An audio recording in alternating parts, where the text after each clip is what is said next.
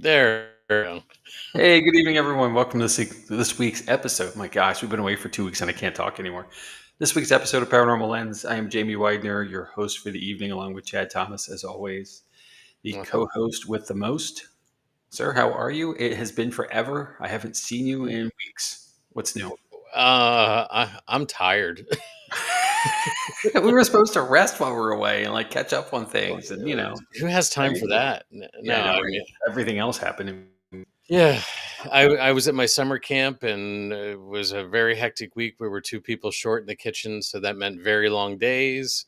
Oh But yeah, that's okay because it wasn't about me. It was about being there for the campers and giving them you know, the best food that they could get, and absolutely. did Funny that. how that happens a lot of times in a lot of places we go to, and the goal always is to make it seamless on the front side, regardless of how fast and you're paddling under the water on the backside. Hmm.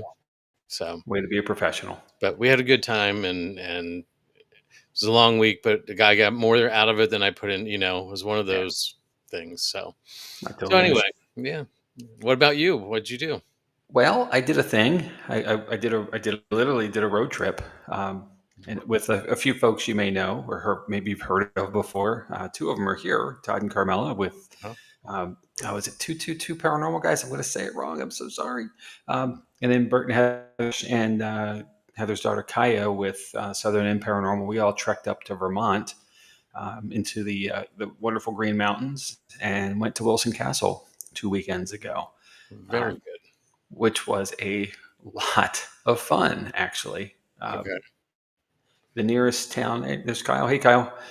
Um, the nearest town there is Rutland, although it is in a town that's called Proctor, which is a very, very small, like hamlet thing. Okay. Rutland is a major town. I can't call it a city. It's not like Burlington or something bigger. But I got there on a Friday. Everyone else had gotten in ahead of me, and they were like, "Hey, there's a fair going on downtown." So there we went and wandered around the streets for a while. And all these vendors were set up. There was a stage. I got to admit, I got a little excited. The closing act is somebody you've never heard of, but someone I have, a guy named Howie Day, artist back in the early 2000s, like stuff. And there he is on Uh-huh. stage playing acoustic guitar, like the headliner of this of this small town fair, which apparently he's from there or from around there now. I think he's really from Maine originally, but anyway, I had a CD or CDs back in the day. That's how Okay. old I am. Yes, I had CDs. Uh, but and I knew songs, and I was happy and fun, and got my first dose of maple soft serve ice cream that night. That's good. 'Cause that's a requirement in Vermont or anywhere New England in the summer. And cruised on back to the hotel. The same space where the fair was in the morning was a farmer's market, which we came back to. It was really great. A lot of local stuff. Got some maple syrup because apparently, I like maple now. Um, and we went and investigated the castle. And we met Andy, which you've talked to Andy already with when we Yeah. did the episode a couple months ago. Um, Andy is all that you would think he is. He's a fountain of knowledge, enthusiastic. He has a passion for the property.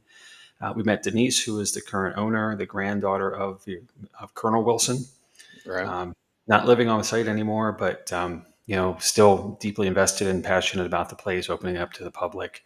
And I got to tell you, there was a few firsts for me there as an investigator.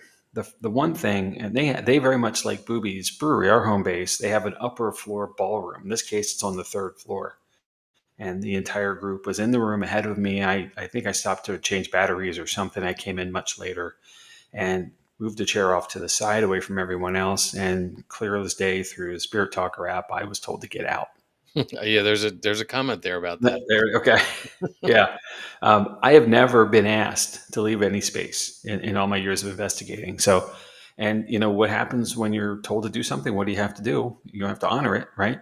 Hmm. So I left. I went over to the tower room, which is also on that third floor off to the end, the one corner of the building. Sat there and had a session by myself. So eventually, someone came and got me. I came back in. I wound up laying on the floor right next to the casket and a REM pod between me and it. There's a Hmm. travel casket in that room, which is creepy. And started having all kinds of activity on the REM pod while I was right next to it. So that was also a little cool. Um, But there's a video that's circulated at least once around in the week already that I thought was the most interesting thing. And this is from talking Carmela. You have it here. You can show it. You ready for me to roll it? I'm not going to say a whole lot. I think it's self-explanatory. You might have to turn your volumes up a little bit to catch this. There is a lot of audio in it. It's about 1:15 or so not terribly long. Take a look. The bell here, closer to the end of the table, is a yes answer. The bell further to the middle, in front of the chair, is a no answer. Okay, let's try this just to have some conversation. You know, we can't see you. We can't necessarily hear you. I have my temperature on. You done talking with us?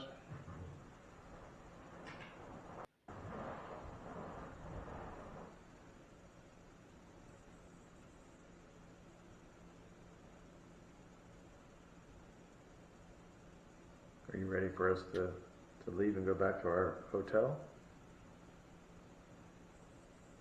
Stop the camera. There you go. Stop the camera and a yes. Stop the camera and yes. Wow. All right. Well, All right. That's it. That's crazy. That was crazy. We didn't get sat there in silence, and then, wow. God, you made it to almost 4. All right. We respect your wishes. Yeah.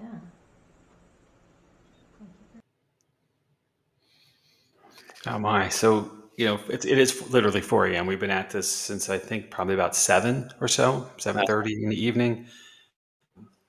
So a long night, long experience in all floors that we could access. You can't access the basement, unfortunately. It's a dirt floor and somewhat unsafe, so we're not allowed there. But every other floor of the house, that to me is one of the most interesting things because the spirit talker is what the voice is. It says shut off the camera, but then that's a full phrase. Right. And then immediately, but we have, Todd has a dead bell, I have a dead bell, and then we had a REM pod. So I said at the beginning, this one at the end of the table is a no, this one's a yes, closer to the middle, and then we'll use the REM pod as a maybe. How often do we get to do that where we have that kind of a setup? Right. And there was definitely responses on all of them at 45 minutes or so of the session, but right near the end, and asked the question, do you want us to pack up and go? And that's when the shut off the camera came, and all like you heard, just like right after was the yes bell. And again, what do you do? Like same thing for me upstairs is when you do something, you got to honor it. You can't just hang out and keep asking questions, and Right. you lose your reliability with that session, with that spirit. So we did literally packed up and went. That's cool. And in between all of that, there might have been an experience with a bat that Todd had, and there's a lot of language that I don't want to show here, but if you follow them at all, and I highly encourage you do, the video has been posted. They co-host the Stay Haunted podcast. It's on Monday evenings. Last week's episode led off with it as well. So Okay. Well, as Stacy said, oh my, that yeah, was an interesting one. So good. I highly recommend Wilson Castle. Mm-hmm. And just for the beauty alone and the step back in time feel that you get coming into it, it was all with materials from outside the country. Everything was imported. All of the Todd says I plead the fifth. Yeah, well, too late. The craftsmen who put the house, I almost said assembled like it's a Lego kit, who put the house together, built the house, were all from Europe. Mm-hmm. The craftsmanship is not to say it's above or better than anything anyone would have done in Vermont or New England or anywhere here in the U.S. at the time, but you're talking the 1880s. And the money that they had to do this was obvious, and it's just so ornately gorgeous still. Well, you're about a different style than what we were building at that time. Oh, absolutely. And Stacy's left a comment here, and I say anytime, no problem. Yes, we'll make it happen. As I want to go investigate with you guys. Same here. So yeah, it just came from error. I have a lot of pictures. I didn't want to put it through this. This is not a Wilson, Castle episode. But I tried to capture a lot of that. And there's still like original paint on the walls, and the ceilings are painted, and it's in the grandest sense. And the artifacts that are in the home. Colonel Wilson was world renowned for building radio stations and also fixing them. Ones that he had someone else had built, and he had to fix it for them. Mm-hmm. There's furniture in there from the Vatican. There's furniture from the Ming Dynasty. There's artifacts from those kind of places, from his travels around the world. And how he settled in the middle of nowhere, Vermont, is beyond me. But I'm glad he did. Mm-hmm. So, and I'm glad the house has stayed in the family for all these years and still is under Wilson ownership. So, Well, we did talk about that a little bit in the episode we did on Wilson Castle back in originally. April. So Yeah, it was like April or end of March, early April. So yeah. There's a call back there, folks. If you have, go check it out. So. Yeah. Well, and then after that, then we did another thing. We weren't here last week, but we were on another show. We joined Seekers Chronicles Paranormal Historians for an evening with them, a 2-hour episode with them. It was so much fun. When you get like-minded people together and just let it rip, you have a great time. We talked a little bit about Booby's Brewery, but then we talked about a whole bunch of other stuff. We kept going down rabbit holes. I think Anthony and I were feeling the same way. Like we were like trying to get a word in edgewise between you and Jenny, and it was like, and he was trying to roll video, and so I was like commiserating with him because I understand how it goes. All right. So, which is sorry. which is the sorry. No, this is the perfect dynamic. That's how we work, and it's great. It was just you just see it on another side, and so yeah. Again, we recommend it's episode 40 for their podcast. It's airing right now. That's our challenge with cohabitating. They 8 to 10 on Tuesday nights. We're 9 to 10. So we can't commingle very often. That's why we took the week off, just to make sure we can make it work. But what you don't see after the 2 hours was the other hour that we were off air talking still as well, and probably the 30 minutes or 20 minutes at least before. And we could have went. We've said it several times in the episode. We probably could have had a 3 or 4 hour episode. I don't know if my bladder would have lasted that long, but it was Steve Dill's epic episode time, right? We joke with Steve being on all the time. So it just went by and it happened. And it was such a fun and cool evening. Look forward to seeing them around the way again. Well, Jamie, we have our second invitation to do another show. So sure. No problem. Have your people talk to our people. We'll make it work. So yeah, we'll talk offline, Stacy. So, but that's not what we're here to talk about this week, right, Jamie? No. What are we? Oh, wait, I know. I got it. I hope so. So as your host this evening, I probably should know what's going on, right? Right. So we're going to talk about the Thunderbird, and not the car from Ford, not the Air Force elite flying guys who buzz around in blue and yellow jets, although that's kind of where this goes a little bit. We're going to talk about the Thunderbird from Native American lore. And we always start with the where, and pretty consistent, Chad. This is pretty much the entire northern tier of the U.S., from the East Coast to the West, and all the way across. It includes southern Canada as well, although I didn't focus this information around that so much. But there is a consistency all the way through. And these are tribes who didn't necessarily have any contact with each other, from the East Coast to the West, but the similarity is striking. So I'll get into that in a little bit. But before we get there, I have a question. Okay. And this is for everybody. Feel free to chime in. But we've all experienced a thunderstorm, right? Mm-hmm. Okay. Recently, quite a few. Just very recently, right? I think it'd still be thunderstorming in my basement. At least the rain's here. But thunderstorms form when an air mass becomes unstable, when air in the lowest layers is very warm and humid, or air in the upper layer is usually cold, or both. Rising near surface air in unstable air mass expands and cools, making it warmer than its environment, which causes it to rise even further.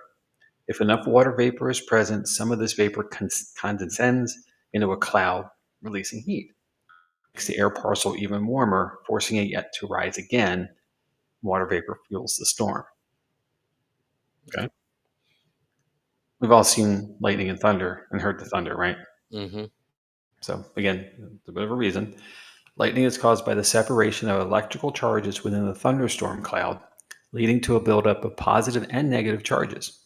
When the electrical potential difference becomes large enough, a mass electrical discharge occurs, creating the bright flash of lightning. Okay? Yep. And thunder is caused by the rapid heating and expansion of air due to a lightning strike. When lightning occurs, it heats the air around the lightning channel, to extremely high temperatures, causing it to expand rapidly and create a shock wave. The shock wave is what we hear as thunder.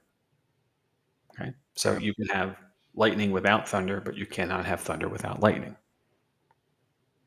Right. So what if I told you there was another, not so sciencey explanation for the cause of thunder and lightning?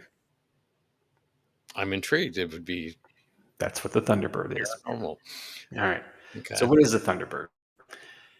Thunderbird is a bird-shaped supernatural being who causes the flapping of its enormous wings the flapping of its enormous wings causes thunder.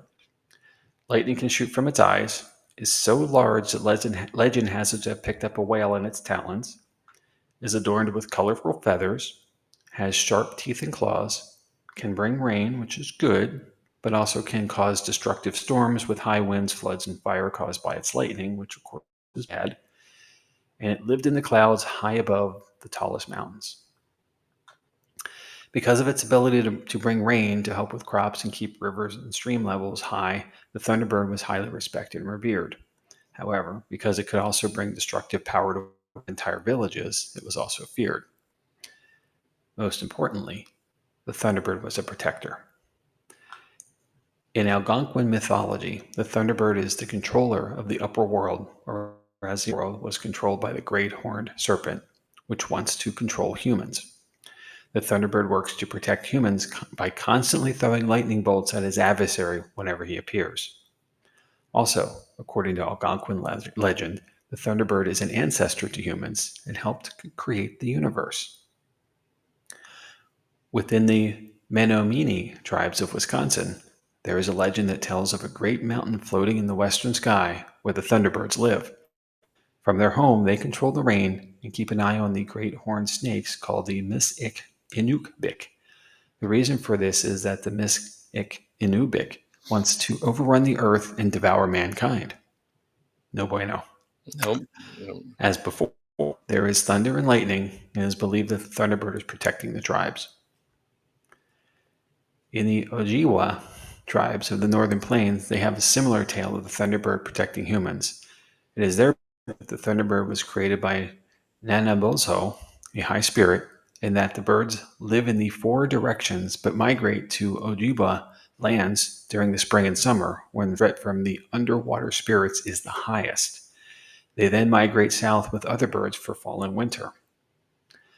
I do want to note that the Ojibwa tradition, the Thunderbird is responsible for punishing those who break moral codes as well. Okay. So, in Winnebago lore, when solitary fasting, a man has a vision of a Thunderbird, he will become a war chief. The Winnebago also believe the Thunderbird has the ability to grant extraordinary abilities to people. Among the Plains tribes, including the Arapaho, the Thunderbird is associated with the vibrant summer season, a time of growth, abundance, and renewal. In contrast, the white owl represents the winter season, a period of dormancy and reflection. In the traditions of the Gros Ventre tribe, the Thunderbird is revered as the giver of the sacred pipe, a symbol of peace, unity, and connection to the spiritual realm. The Sioux people view the Thunderbird as a noble creature that safeguards humans from the Anok'tahila, a dangerous reptilian monster that lurks in the depths.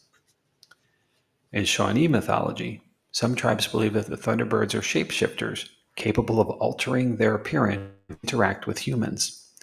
The Shawnee tribe believes that the Thunderbirds sometimes appear as boys, identifiable by their particular habit of speaking backwards. Think kind of like Yoda, Star Wars, maybe? Mm-hmm. Cases, Thunderbirds appear as beautiful young maidens and marry into a tribe. And artifacts depicting the Thunderbird have been dated back as far as 4,000 years ago and still can be found in totems, jewelry, and pottery. Here's a few tales of Thunderbirds. This first one's a little long, so bear with me. Mhm. This is a Tillamook legend. Once upon a time, there was a man. All stories start with once upon a time, right? Uh-huh. All right? They have to. Once upon a time, there was a man who lived at Slab Creek. One day he went up the creek to spear salmon. When he started out, the sun was shining, but soon dark clouds came up and it began to thunder, and then it cleared up again. But soon a new shower came on, and he was unable to secure a single fish. He became angry and said, "What is that great thing that always darkens the water and prevents me from seeing the fish?" He went on a tall spruce tree in which a large hole had been burned by lightning. He looked into it and discovered a little boy. When he looked closer, he saw the boy coming out. As soon as he had stepped out of the hole, he began to grow and soon reached a height taller than the spruce tree. His skin was covered with feathers. Then he said, "Now you see how tall I am. Don't look at me. I am the one whom you have scolded." Then the speaker, who was none other than a thunderer, took the man's salmon spear and blanket. He leaned the spear against a tree and hung the blanket onto it. He took the man under his armpits and flew him towards the sky. When they reached a considerable height, the man almost fell from under the armpits, and then the ladder descended again and allowed him to regain his strength. He thought, "Where shall I put him in order to prevent his falling down?" He said, "When we reach a great height, close your eyes so that the strong wind which prevails up there no harm." Then he flew up again and ascended in large circles. Each flapping of his wings was a peal of thunder. When the noise ceased, the man knew that they had arrived at the Thunderer's home, and he opened his eyes. On the following day, the Thunderer told him to go and catch salmon. The man went to the beach but did not see any salmon, while many whales were swimming about. Then he went back to the house and said, "I do not see any salmon, but whales are swimming about." "Those are the fish I was speaking of," replied the Thunderer. "They are our food. Catch a few." The man replied, "They are too large, and I cannot catch them." They went out, and the man saw that the people were catching whales the same way as he was accustomed to catch salmon. The Thunderer told him to stand aside, and he himself was prepared to catch whales. He caught the largest one and carried it up to a large cave which was nearby. When he had deposited it there, the whale flapped its tail and jumped violently, shaking the mountain, so that it was impossible to stand upon it. One day the man went up to the river and saw many fish swimming in it. He thought, "I am tired of whale meat, and I wish I could have some fish." He went back to the house and spoke to the Thunderer. "Grandfather, I have found many fish, and I want to catch them." He made a fish spear, which he showed to the Thunderer. The latter looked at it, but found it so small that he was barely able to feel it. It slipped under his fingernail, and he was unable to find it again. Then the man said, "How large are your nails? They look just like a crack of a log." And the old grandfather laughed. The man made a new spear fishing salmon. Before he went, the old man said, "Don't catch any more than you are able to eat.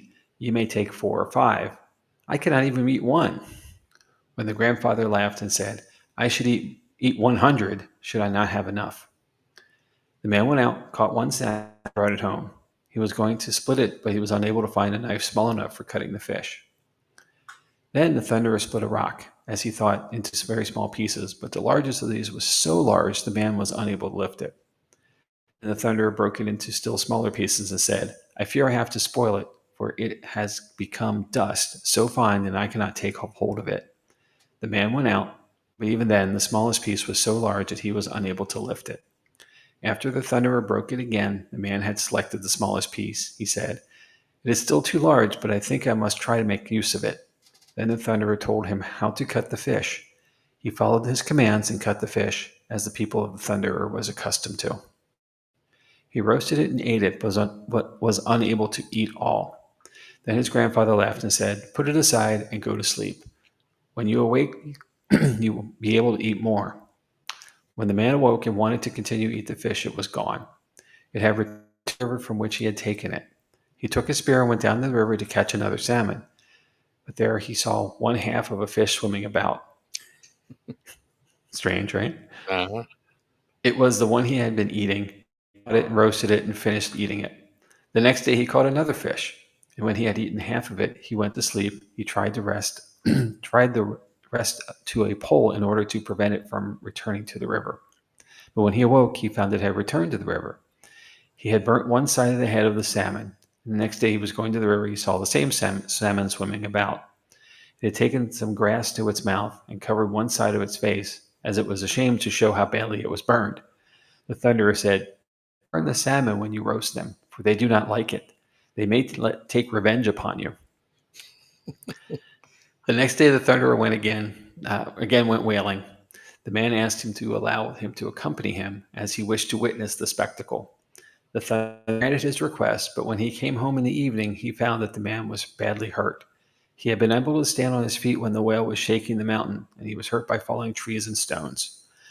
But on the following day, he asked once more to be allowed to the Thunderer. He tied himself to a tree, but when the Thunderer came back in the evening to fetch him, he found he had again been badly hurt, as he had been knocked about by the swinging trees. Meanwhile, the relatives of the man had been searching him for over a year. They had gone up to Slab Creek, where they found his spear and blanket leaning against a large spruce tree. They did not know what had become of him. They believed him to be dead, and his wife mourned for him. One day, while he was staying with the Thunderer, he thought of his wives and children and longed to return. He said to himself, "Oh, my children, are you still alive? There was no one to provide for you, and I'm afraid you are dead." The Thunderer knew his thoughts and said, "Do not worry. Your wives are quite well. One of them has met again. I will take you back tomorrow." What the Thunderer called the next day was actually the next year. The following day he took him under his armpits and put him back at the foot of the spruce tree where he had taken him, and then back home. The man believed that he had been away for only 4 days, but it had been 4 years. He did not go to his house, but stayed in the woods nearby, where his son found him. He asked the boy, "Who are you? Is your father at home?" The boy replied, believing him to be a stranger, "No, I have no father. He was lost 4 years ago. For a long time they looked for him, and finally they found his clothes and his salmon spear." Then the man said, "I am your father. The Thunderer took me up into the sky and returned." Then he inquired after his wives, and the boy replied, "Mother is well, and all my brothers have grown up and are also well. Your wife has married again, but mother remained true to you." Then the man sent him to call his wife. The boy ran home. "Mother, father is in the woods." His mother did not believe him and whipped him for speaking about his father. Then the boy went out crying. He said to his father, "Mother did not believe me." The man gave him a piece of whale meat and said, "Take this to your mother. I brought it from where I have been." The boy obeyed and took the whale meat to his mother, who said, "I will go with you, but if he is not your father, I shall beat you." Oh my. She accompanied her son and found her husband. He returned with her into the house, and she invited the whole tribe. The man danced and became a great shaman. For 10 days he danced, and the people feasted. Then he told them where he had been and what he had seen, and they said whenever they wanted to have a whale, they would get one. After some time, the Thunderer came back and took him up once more, and he stayed for 10 years with him. Then he came home and lived with his people. Happy ever after. Now that 10 years, was that of his years or 10 days? Of his years here. So it was 10 days there. Yeah, exactly. So I found that interesting that there was a time shift element in this as well. Exactly. 1 year in the Thunderer's home was, or 1 day there was 1 year here. So his tenure of time is uniquely different. Mm-hmm. Which is, an interesting. It gets into some interesting theories because of the theory of relativity in time and how in space time is different, and it just for a concept like that was developed by this tribe of people is pretty amazing. It is. It absolutely is. And you have to understand, I guess, from the perspective, the Thunderbird is a mythical creature. Mm-hmm. So it doesn't have to follow the bounds of time. At least it's our construct of it. Right. It's also very interesting. I don't know where, with like I said in the beginning, they live in a cloud above the highest mountain. So, obviously he elevated with the bird Right. to get to the place. So, is there some crossover at that point? We'll never know, obviously, but it's fascinating. Mm-hmm. Okay, I have another one. This one's much shorter. This is an Inuit legend of the last of the Thunderbirds. Long ago, there were many Thunderbirds living in the mountains, but at last there were only 2 left in the area. These birds made their home on the round top of a mountain overlooking the river. They hollowed out a great basin at the summit for a nest, and from the rocky rims they would look down upon a village upon the riverbank. From this perch, the Thunderbirds looked like a black cloud. They would soar away, bringing back their young a reindeer in their talons. Sometimes, with a great noise like thunder, they swooped down upon a fisherman in his kayak and carried him away. The man would be eaten by the youngs, and the kayak broken into bits in the nest. Every fall, the young birds flew away to the Northland, but the old birds remained in the nest. They had carried away so many fishermen that only the most daring would go out on the great river. One day, when a fisherman went to look at his traps, he cautioned his wife not to leave the house for fear of the Thunderbirds. During the morning, she needed fresh water and started for the river. A noise like thunder filled the air, a black shadow fell over her, and a thunderbird darted down upon her. When the fisherman returned to his house, people of the village told him of the thunderbird. He made no answer. He took his bow and quiver full of arrows and started for the mountain. When he reached the rim nest, he looked in. The old birds were away. The nest was full of young eagles with fiery, shining eyes and shrill cries. The hunter fitted a war arrow. The string twanged, and the arrow killed a young thunderbird. So the hunter killed them all. The hunter hid behind a great rock near the nest. When the old birds came home, the thunder of their wings was heard even across the great river. Their cries of rage frightened the villagers on the river's bank. The mother bird swooped down on the hunter beside the rock. Quickly he fitted a war arrow. The string twanged, and the arrow bit deep into her throat. Then the mother bird, flapping her wings so that the hills shook, flew away to the Northland. The father bird circled overhead and then swooped down upon the hunter. He crouched below the rocks, and the thunderbird's great talons caught only the rock. The hunter fitted a war arrow in his bow. The string twanged, and the heavy war arrow bit deep under his great wing. Spreading his wing like a black cloud in the sky, the thunderbird flew away to the Northland as well. Hence the last of the Thunderbirds. Interesting. So there's a lot of stuff, right? Mm-hmm. I'll leave with this. Thunder and lightning are easily explained by science. Warm air, unstable atmospheres, electric charges, and shock waves and all.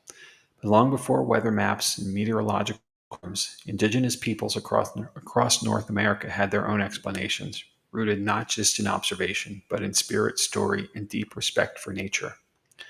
The thunderbird isn't just a symbol of storms. It's a protector, a punisher, a provider, and a powerful spiritual voice. Its wings do more than make thunder. They remind us that ancient stories carry meaning, and that nature itself has always been something to revere, not just explain. So the next time you hear the thunder, maybe it's warm air meeting cold, sure. Maybe, well, just maybe, it's also the mighty Thunderbird, circling overhead, watching, protecting, reminding us that not all storms can be measured with instruments. Some can only be felt. Cite some sources and we'll discuss. So first off, nasa.gov/resources/FAQ/what causes thunderstorms.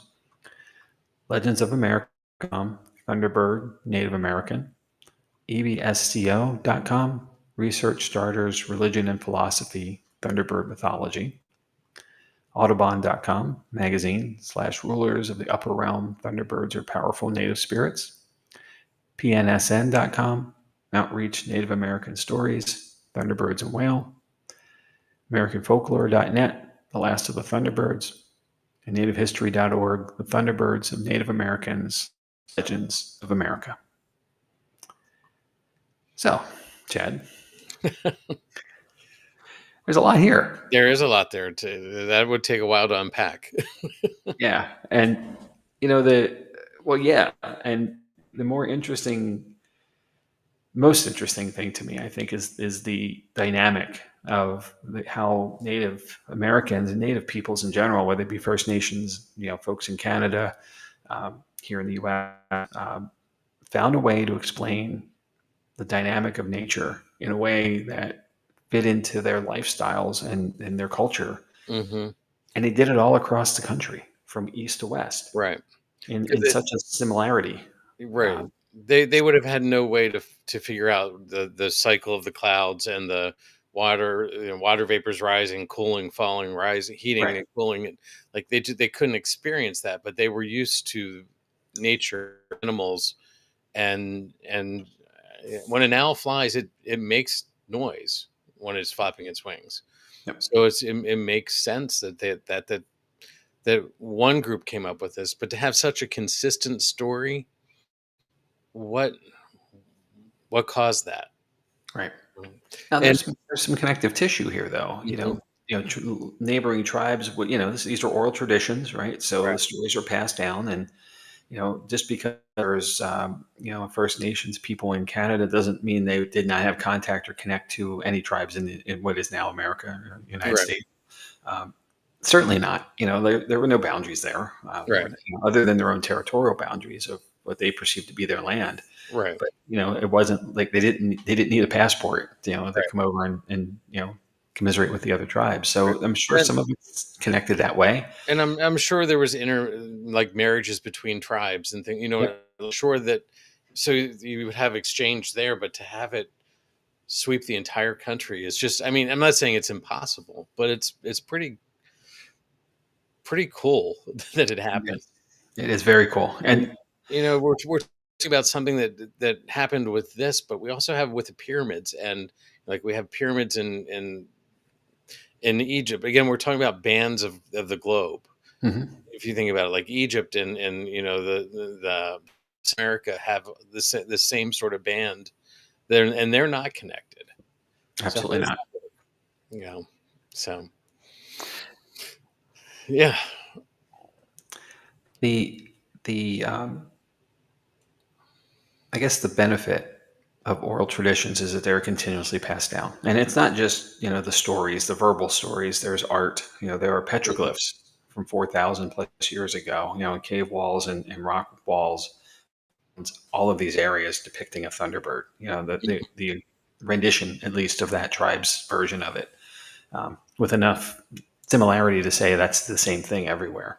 Right, Um, that alone, again, that's art. Art is stories, right? right, You're telling a story just visually instead of verbally.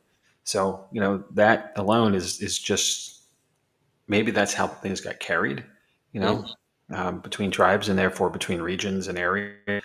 Um, I'm not versed here enough. That is more of an anthropology thing than an archaeology thing right, from my background. But um, I can certainly see that being how things were carried. But and we're talking over a long window of time. We're talking 4 or 5 thousand years ago. hmm To now, that is huge window of opportunity. So for travel and engagement.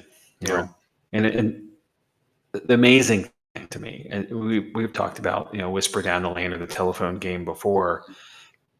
How when you start the story over here, by the time it goes around the room, you've just in a small classroom sample that first time I played it, how the story changed from front of the room to back. hmm Imagine how it may have changed, should have changed, not may have changed, should have changed from right, East Coast to West Coast or West to East or middle to either. hmm But there's such a consistency across that it's amazing the continuity and the consistency and maybe it's just a dedication to continuing the story the way it's been presented, which is fascinating, and I'm grateful for it. yeah, Obviously, I think we all should be, right. I and also not just the Thunderbird, but so many other things as well. right. I also found it interesting that the one tribe you said had a summer. The summer animal was the thunderbird, but the The winter winter, animal was yeah, the white owl. yep, Which again, there's thunder I mean, there are, yeah, of so, course. um, so it's just like I said, it is fascinating how this all happened, and so and the when the Thunderbirds fly across, Jamie, now in their blue jets, they do believe, they create their own thunder. Yeah, they do. They sure do. We had them recently here. If you can notice that or not, but they were in at Harrisburg International Airport uh, recently in the last month or 6 weeks, even. Or Yeah, that, I might be think, longer by now. But they was had that an air the show. Blue Angels? It may have been the Oh, Blue Angels. sorry, it was the Blue Angels. I apologize. That's okay. But It's Navy. Navy, Air So, Force, yeah, different things. Yeah. Got to get it right. That was pretty cool. I happened to be in the area that day, and there was a lot of cars pulled all over the place. I I'm reached out sure. to the store and got out and like, hey, what the heck? Like I thought there was like a carnival or something. They're like, no, look, like Look there up. they are. Impressive to see. Hmm. The precision of those pilots is absolutely amazing. Yeah, I've seen some videos where they're flying wing to wing, and Yeah. like in between, like then the cockpit is in between the wingtips. It's like, how? No, not for me. Uh, No. I'll ride on the jet in the middle, but Yeah. I'll take a window seat, and that's about as close as I need to be to anything else. but anyway, we digress. Yeah, we definitely did. Yeah, sorry. But anyway, it definitely an interesting story. So just fascinating. Another Native American legend to explain what they were experiencing. Yep. And and that became part of their religion. From what I'm picking up, and and that's how so many of things were developed with religion. Is it what they were experiencing in real life that they didn't understand became a religious aspect of their life, and it's cool. Well, what I find is interesting too, and it's like all things. There's goods and bads. The good is, of course, the protecting. And there's this constant battle of above and below going on. The Thunderbird being above and good, Great Horned Serpent being below and bad. And one wants to do harm to you, the other wants to help you. But the helper can be a harm if you slight it. You don't do the things it needs you to do. And there are stories of it turning entire villages, the Thunderbird turning a village into stone completely. So because it's your benefactor doesn't always mean it's to your benefit. And I think that's an intriguing spin or detail in the mix of all of this. And I'm sure the Great Horned Serpent might have had some endearing qualities. Maybe he was just a really nice guy and misunderstood. I don't know. I know, but it goes back. But it goes back to other religions where the force of good also needs to teach lessons, right. and we had the one where they would separate themselves from the Dibigabaka episode where a spirit would separate itself. The Jewish community, the spirit would be separated from God if they committed a crime that wasn't acceptable, or they could be separated permanently. And just so again, we've got a spirit teaching a lesson, and so yeah, It's amazing. And this is one of many, many stories. So hopefully we'll have some more along the way as we go through all the things we're going to do. mm-hmm. So, but thanks for indulging me on this one. I really, I've been intrigued by the Thunderbird. It's a tale I've heard many times over, and never really got a chance to dig into it. And of course, is it paranormal? I don't know. Probably not. I mean, I'd like it to be, right? But does it make for a dynamic story and a fantastic thing? Absolutely. Yeah. No. It's a legend, and legends are ride that line of paranormal. And is it? We ask the question again. You're probably right. I don't think it is paranormal, but wouldn't it be cool if it was? Yeah. Agreed. And the argument, I guess, has always been, well, if it was real, which there's some plausibility to that since it's been depicted so many ways in so many places, then where are the remains, right? Right. It's the same argument for Bigfoot, right? Where's the carcass? Right. But because it's a mythological creature, that it lives in a place that's not reachable by us. And they are, as the second story tells, they can be killed. Where are those remains? They've never been found. So that leaves some to say, well, that means it's not real. It doesn't exist. It's just story. And others say, well, because it's mythological, perhaps that's why you can't find it. Right. But we often have said that Noah's Ark would never be found, was never found. Sure. But there's now belief that that has been found. Agreed. Yes, I saw that recently as well. So maybe we will, like, we think we've explored the whole Earth, but we haven't come You're close. not. No. There's a So, lot of spaces. and then you get into parallel, you start getting into parallel universes, things like that. Who knows what's out there? Sure. So, which that you go that way, yeah, multi-plane creature, as Bert just commented, Okay. which is it's a good thought. Who knows? Yeah. I agree. So, All right. Well, I want to ask you a question before we go too far, okay. and move on to what's coming up and all this stuff. And just as a feed here, and I asked this question off air last week with Jenny and Anthony Hmm. because I came across it last week as well, and it was a good time to ask. I didn't want to bring it up in the episode because apparently I talked a lot during it. But does a place need to have a ghost to be haunted? You remember this question, I right? do remember this question. So for the audience, and later on, if you're catching this on Spotify or Apple or wherever you get your podcasts, leave us a comment on this, your Mhm. thoughts. But I paused when I saw this question, and I didn't usually you read something you're like, oh yeah, but come up with a quick opinion, an off the cuff answer, whatnot. I really had to stop and think about that for a while. And if I remember correctly, you and Jenny said yes, and Anthony and I said no. So that's a 50 thing, right? Half and Right. half. Mhm. So I still don't, my opinion hasn't changed. I still say no. It doesn't have to have a ghost. There could be other things, an elemental, some other being. If again, we're going with a multiverse opportunities, Right. then it could be a lot of things. But we assume, I guess because we're trained to, that hauntings are associated to ghosts or ghosts associated to hauntings either way. Right. There could be other things. And I want to ask. I Yeah. want y'all think Well, about it. it's one of those that it's hard. It's hard to answer the question without putting some bounds on the question. Not fair. Okay. So, like, you know, do you classify elementals into ghosts and spirits? Which I, as a, giving a little heads up here a little heads up here. I'm doing an episode on elementals in November. Yes. Yeah. Cool. So hopefully I can find enough. I gave myself plenty of time on that one. Right. I was like, I don't even know where to start. So, You have to do it now. You said it, so well, we're self-produced, so we are flexible, Jamie. that's fair. All right. Yeah. We might get canceled by then. Who knows? So anyway, yeah, but I think you just need to. That's a hard question to answer without putting some boundaries on the question, All right. or you can leave it open, and then it is just I like how you're trying to swim on this one. You're not getting very far. no. Keep paddling now.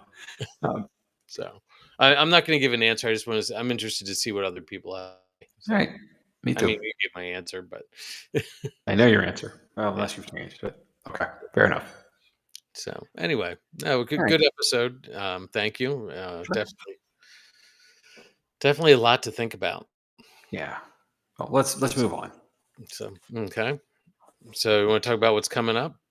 Sure. Yeah. All right. Upcoming episodes next week. Okay, I do want to preface my episode next week, the Annabelle doll.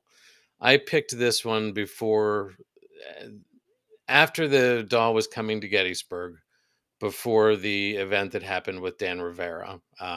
This is. It was not intended to be anything about that, but it does give us more to think about. This is. I'm not trying to tie this or make this a soapbox or anything like that. But I do want to challenge you, Jamie. I want you to come with your opinion of haunted objects, and are they haunted? Are they? Do they have a spirit tied to them? Like what is it?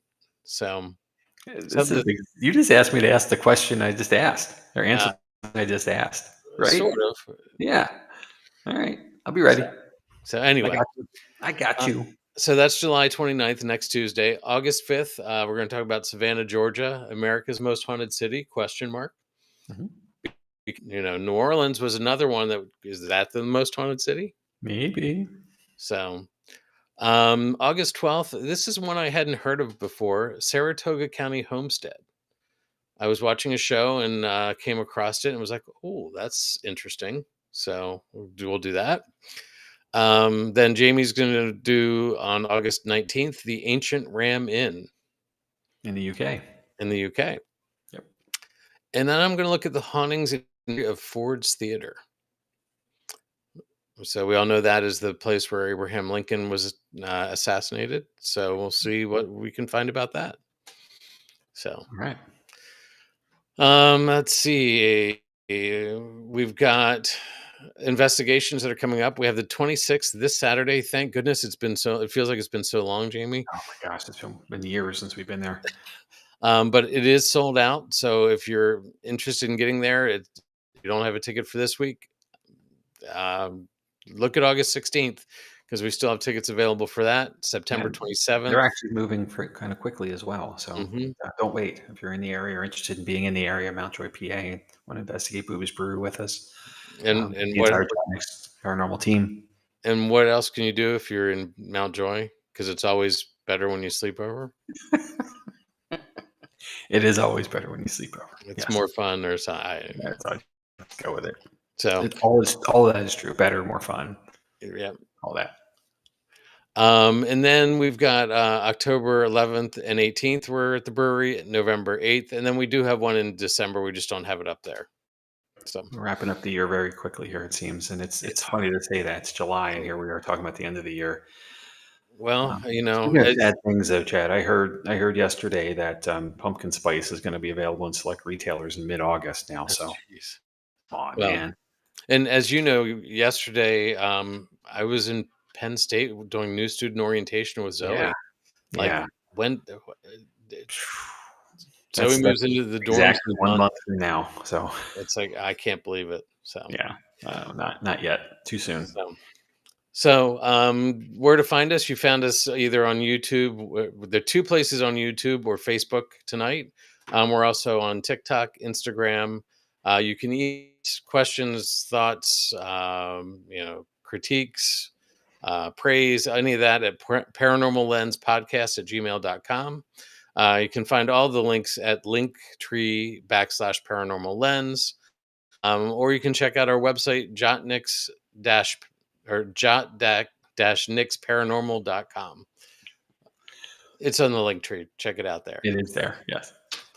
So, and if you're out and about this weekend in Gettysburg, PA, I'm pretty sure Chad's going to show up to the the Gettysburg Battlefield Bash. I almost called it the Great Gettysburg Battlefield Bash. Oh my gosh. yeah.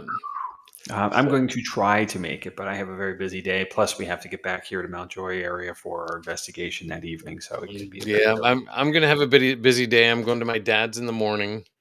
I'm going to help him out for a little bit and take a change of clothes and go up to Gettysburg. Down the street, so you might as well. We'll then rush home and take the dog out, and then rush back to Mountjoy, and yeah, we'll have a great day. You are a frequent driver, sir. And Todd and Carmela were asking if we'd be there, so we answered that question. Maybe, probably, hopefully, fingers crossed, and all the stars aligning for time and such. I also have to help my dad in the morning with some things at his house, so it's logistics around all of this. And it always seems to fall on a weekend. We have an invitation, so that's also a problem. It always does. So. Yeah. But it's going to be a great event. Anyone in the area, just look them up there on Facebook. The Gettysburg Battlefield Bash is found right away. Great lineup of people and opportunities to engage with seminars and workshops and whatnot all through the weekend. So get there if you can. Be there, be square. Yep. So any final words and thoughts, Jamie? I have one. I don't know if you've been keeping up with the news today, but Ozzy Osbourne passed. Yep. A friend of the paranormal, along with his son Jack. And my age group, at least, someone we all grew up with through music, but then later as a media personality. And I just have one wish. Well, first of all, thoughts and prayers to the family, for this time. It's never easy to lose someone, especially the patriarch of your family. But I really, really wish that if Ozzy's going to come back, he is one freaking awesome ghost. And we get to see him somewhere along our travels, because that'll be a blast. Yep. Rest easy, sir. Yep. And thanks for everything. Yep. So, yeah. On that note, let's stay alert, stay respectful, and stay curious. Good night.